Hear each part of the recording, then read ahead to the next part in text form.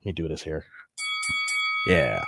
So let's transition to the next subject at hand here. We want to go back to the heavyweights, Jorge.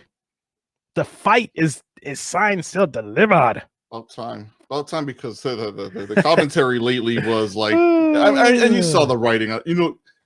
You knew once Fury gets out there spewing the nonsense. Fury was not happy this weekend. Fury was moody. Let's just call this. We'll call it moody. Very moody. And when you start telling people that you're not training, and I get it. I actually get it. I understand from his point of view. If you've been training the last 3 years for Wilder, for those 2 fights, that means you've been doing the best. You've been so focused and motivated that you weren't going to let anything ruin those chances of not just winning the first time, but you get the draw and then you get a chance to fight him a second time.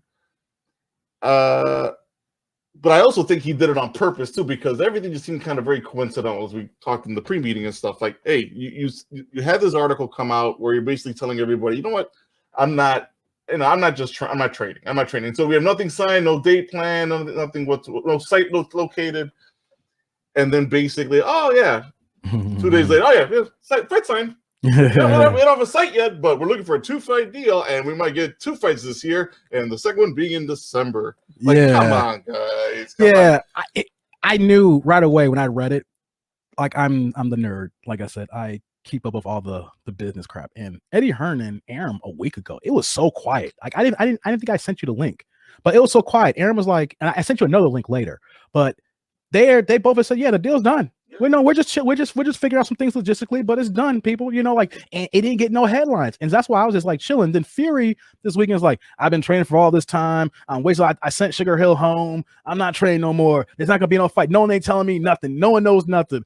And then as soon as he says that, the fight is, they signed the contracts were signed that day, like when all this, or within 24 hours of him releasing this comment. So I look at that as Tyson Fury being Tyson Fury. No one was talking about the fight really because of the little stalemate that we had, as far as COVID. The main thing was find a location and a date, because summertime now, everybody's jockeying for these dates, as we're going to be talking about, and we talked about previous weeks. So the fact that, only thing I was missing was a site and the date. Everything was just done. The lawyers were just going over the deal points, making sure that both sides were happy. Then, of course, you had the little bickering between Aram and Eddie Hearn. So I know that probably delayed a day or two. Like, I want to talk to him right now. Like, tell the lawyers, we'll look at those papers tomorrow. So, probably a little bit that was going on when Eddie Hearn did the bidding with the Teofimo Lopez fight. It was little things like that happening.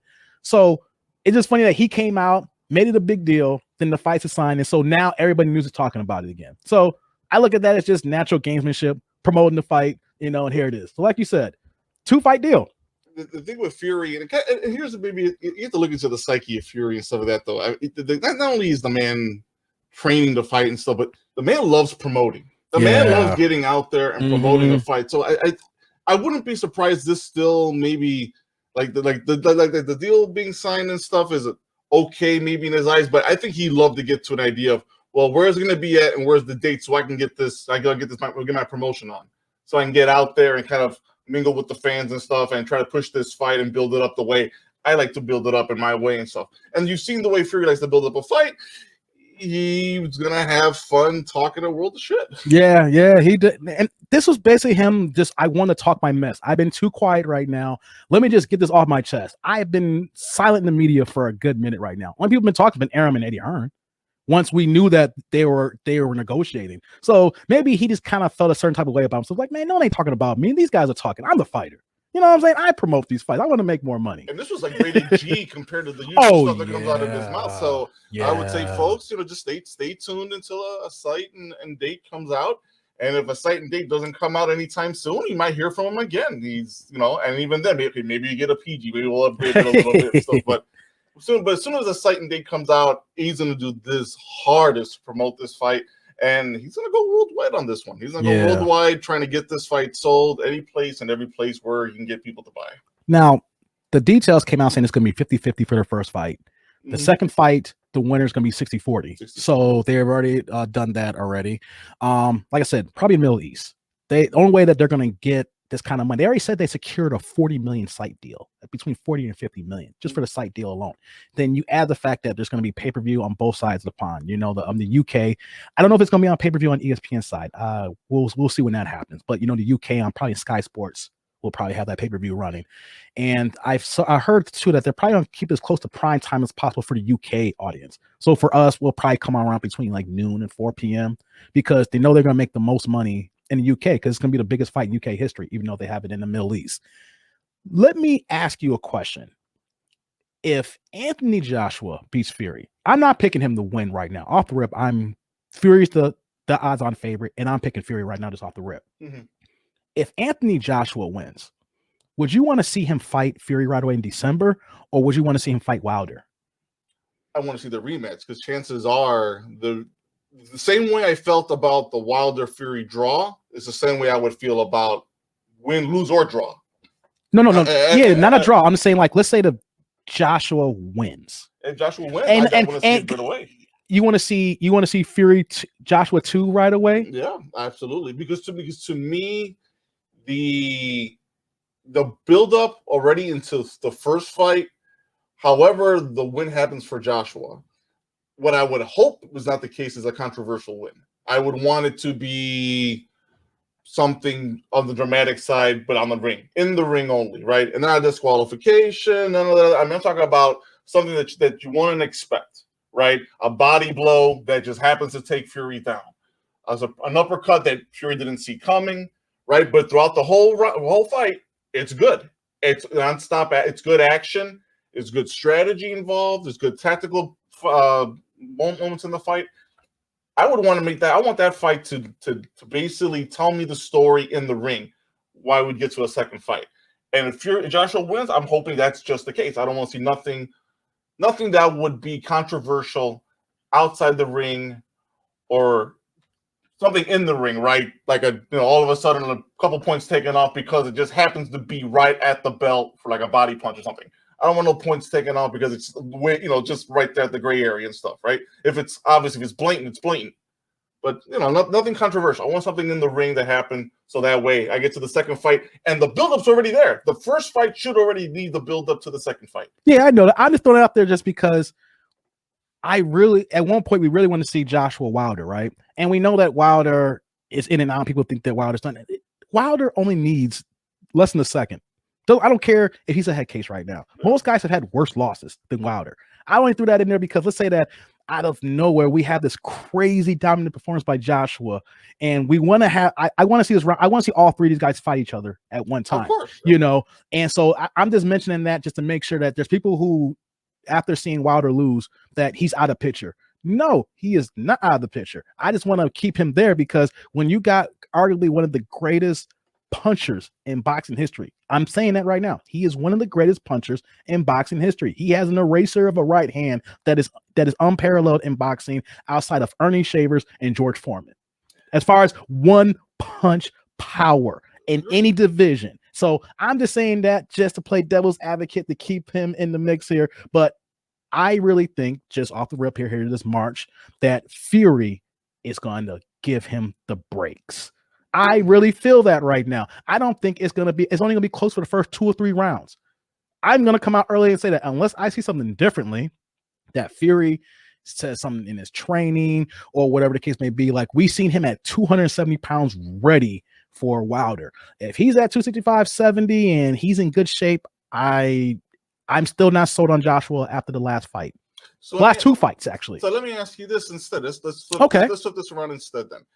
What if Fury easily beats Joshua, whether by knockout, TKO, or 12-round unanimous decision, right? And it's not even close. Talking about like 10-2 on the scorecards, 9-3. But you can tell Fury's in control the whole way, like a masterclass type of thing. The jabs established, then the boxing clinic comes in and you only see a few rounds, but at the end of the day, no matter how bad the scoring is, it's clear cut. Like Wilder Fury won, but he gets the win. Is that what you're describing? Exactly. Well, how eager would you be to watch a second fight? See, that's right. That's the reason why I brought up Wilder, because I'm not sold on Joshua for the last 2 fights because he played it too safe in the Ruiz rematch. Of And course he did. I understand the logic of playing it safe because he felt that if he was in shape and you got people in the background seeing Ruiz camps like this dude is eating, he ain't ready. Just play it safe and let's get these belts back, right? I see that, but as the public, like, okay, you mentally maybe have not gotten back. At least you got that win. Then his last fight, he had to do the mandatory and he got out of it. I still don't see the same Joshua that I saw from a few years ago. Now, it takes a while to get your mojo back. He's still the champion and he has his belts back, but I don't see that same Joshua yet. I'm not sold on him. We've seen Fury go through the fire, went through drug problems, mental problems, all the things that he should not be alive right now, and came out on top and is the man right now. So if you're telling me a 9-3 fight, 10-2, whatever, 8-4, but dominant fashion, that's why I'm talking Wilder right now. I heard you. That's why I brought his name up, because I really think that after the 3rd or 4th round, Fury's gonna apply the pressure, that longer jab, and it's gonna hold him, but not hold him. I think it's gonna be similar to the Wilder fight, the second fight, but now that he's got a couple of years on his belt now, removed from the demons, I think that he would be more aggressive because this is a hometown fight technically. This is for all the marbles in the UK. This is for him to say that I'm the man. I'm going to go into the it's the Hall of Fame type of fight for him. Basically. He's bringing his all for that fight. Yes. So that he doesn't have enough dance partners to say that he's in the Hall of Fame right now. He needs a little bit longer career, even though you're making a case for him right now. But this is the type of fight that gets him in the Hall of Fame. This is the type of fight that makes him UK royalty forever. The same way, like, I'm not trying to put in the same boat as Ali Frazier won, but for the UK, this is their version of it. Yeah. There is nothing bigger in boxing history in the UK than this fight right now. No, agreed. And I understand why we keep bringing Wilder into the thing. So here's what I would say for Wilder, right? I think for Wilder's name to still be relevant in a upcoming fight discussion with, say, Fury, regardless of the outcome with the fights with Joshua, he needs to fight somebody like Ruiz. He needs to fight somebody like Yusuf. He needs to basically do the Triple G, except you're not the champion. Take out everybody who's next in line. Yeah. So that way there is no other choice. You are the next in line, and they have to. And for Wilder, he's got a smaller hill to climb than I guess maybe somebody like Triple G, who basically had to wipe out the whole division before finally getting to the Canelo fight and stuff. In this case, he just needs to maybe wipe out 1-2 guys at best that basically a former champion and an undisputed champion, a cruiserweight that's moved up. So just beat them, and you're all that's left for either Joshua or Fury. So to me, that's all Wilder needs to do to stay relevant. He does that, and not just that, knocks him out convincingly. Oh, I would love it, because that basically you're forcing your way by force. I'm coming after you guys, and that's really what I would want. When it comes to Joshua, I wasn't the Klitschko fight told me plenty, right? You basically got to a fight with a 40s, early 40s man fighter who was basically at the tail end of his career, and you got knocked down in the 6th round, and you're basically 20 more seconds from being knocked out completely. Not to cut you off. If Klitschko had Joshua when he fought Fury, Joshua doesn't get out of the fight. Joshua got Klitschko at the right time. And still almost lost to agree with you. And still almost lost that fight. Give him 20 more seconds in that 6th round. Joshua was knocked out. And not to take away from he got through the round and he got through him. It's just one of those perfect timing fights that Klitschko was just coming off that loss. And you got to remember too, the long layoff when he fought Fury, it was the longest layoff in his entire career. Like a year, I would think. It was like a year and a half. It was almost like 18 to 20 months because of the scheduling conflicts, and the fight got canceled and brought back. And it was his longest layoff. And then you add the fact that Fury style, at 6'9", like I think that Klitschko, if didn't have this layoff and happened a year or two earlier, he would have got Fury. Yeah. I think it was at the perfect timing for Fury, and then he fell out, and then the perfect timing for Joshua. It was just perfect timing. The fact that he had the faded Klitschko to allow him to come up and then dig deep and to get the W. Because as much as I talk about that fight, and me and you are both saying that he shouldn't have got out of that round, he did get out of it. So we got to give him credit for it. It's just the fact that he got out of it against the not as good version of Klitschko that we normally saw through his 2 heavyweight reigns, because he had 2 strings that were just defenses that were crazy, So even what you're saying there, even if Wilder doesn't even have a 2 fight, you could throw him in against either guy. That right hand alone, 12 rounds, like you said, all I need is to be perfect one time. You got to be perfect for 12 rounds. Like George Foreman, Shavers, guys like that, you just know that you got to, if you have your guard down at one moment, cancel Christmas. Yeah, no, and I think, Fury probably is the only fighter that way in that heavyweight division right now that can withstand the punch and counter the punch. Yeah. Nobody else in that division, I think, can. I definitely would take Wilder over Joshua still. Even before his loss to Reeves, I was still taking Wilder over Joshua. Because of the jaw. Because, I mean, Klitschko has tons of knockouts on his string because he's a big man, 6'5", he fought between 240 and 260 in the career, right? Mm-hmm. So accumulation of shots in your heavyweight in the head, you're going to get those knockouts.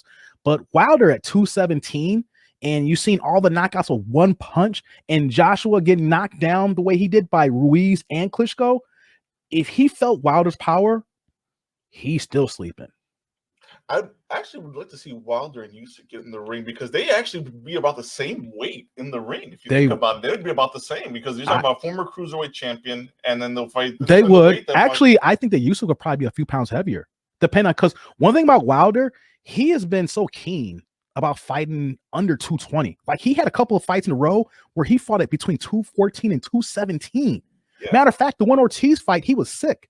And I remember that he had lost weight. He was down to 213, 214 for that fight. I mean, but the fact is that he's such in crazy shape. It doesn't look, for someone 6'7", looks crazy. Like he is probably got like 1% body fat. Yeah. I just wish that he would probably put on a few pounds the right way. He has time right now. If I know he's a physical marvel, if he was around 225, 230, he would with the movement that he still currently has. And he could put on those 15 pounds easily with this time off right now.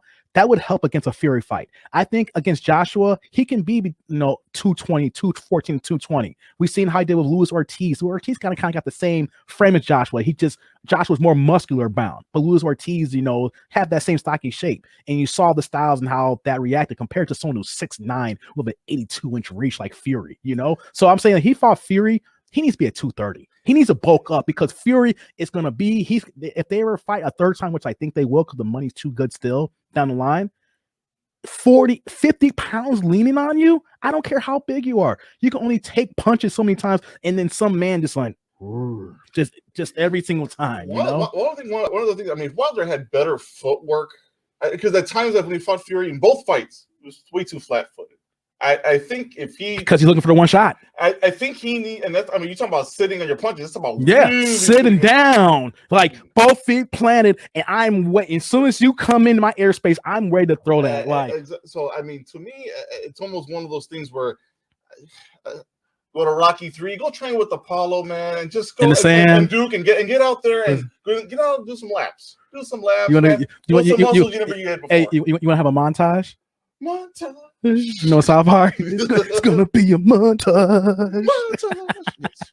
But I mean, but you get my point though. If his movement was even better, and that way he wouldn't have to sit on his punch all the time. He just have to kind of time it appropriately when to sit down with the punches. But other than that, you should be able to move better when you're at that weight. 217, 220. You should be moving way better than most of the heavyweights. In the division. So I think he needs to come back a better Wilder, just small things, not even big stuff, small things. Mm-hmm. But once he does that, he'll be a more dangerous Wilder. And like I said, even the Wilder now, I'd still put him ahead over Joshua, but I definitely would want him to be a lot better for when he fought Fury again. So we'll talk about this fight as it comes closer here. So we know that's going to happen probably in the next few months now. You can tell our excitement, folks. Yeah. I wasn't planning on talking this long about this here, and I threw the Wilder question out there, and you can see just having players in a division, even after a loss, if you just know that they're still going to be competitive, and we know that they're going to happen in possibly in the future, that this is what boxing is about. Like, I am excited to see Fury fight. I am excited, even though I'm not the biggest, I'll admit, I'm not the biggest fan of Joshua.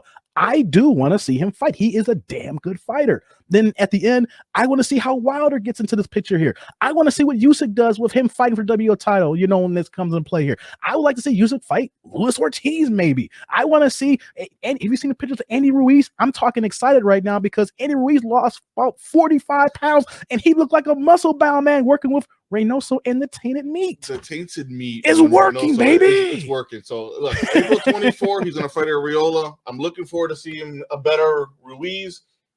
Basically, just to excite me for the heavyweight division and stuff.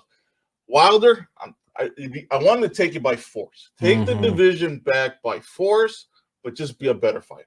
Just be a better boxer. You're a great puncher. Be a better boxer. Man. So on that note, we'll end the heavyweight talk now. When we get closer to the fight, I can't wait to talk more about it. When we get more details, we find out about the undercard, who's going to be on there, things of that nature. So.